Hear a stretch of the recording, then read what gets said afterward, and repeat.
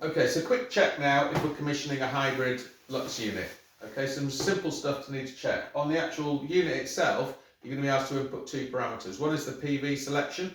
So that's PV1 if you're only using this pair, or PV2 if you're only using that pair. So that's for single string installations. For all other ones, bottom one on the list, PV separate, that's what we select. Then it's always in dual tracking mode. Okay, the other thing we do is we select the battery input. So you select the type of battery that you're using. If it's a PylonTek, it's number 2. If it's a U-Home battery, it's number 7. So you select the battery type you're doing.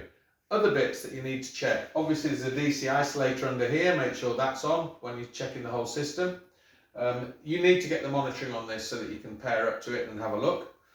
And then we're going to make sure that you do the basic, what everyone's now calling the kettle test. Put the kettle on, have a look at the monitoring. Has the load gone up?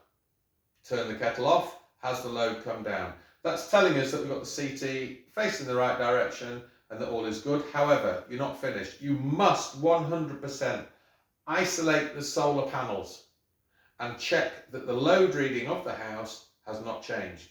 Just because you turn the solar off doesn't mean you're using more or less power in the house, okay? So you must do that, and that is telling you if you've actually got the CT in the right place. If it is picking up the load value of the PV, the CT is in the wrong place.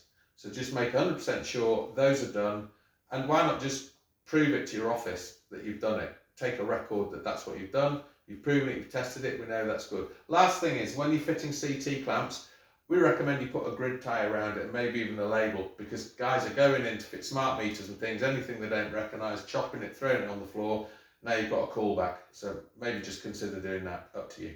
Okay?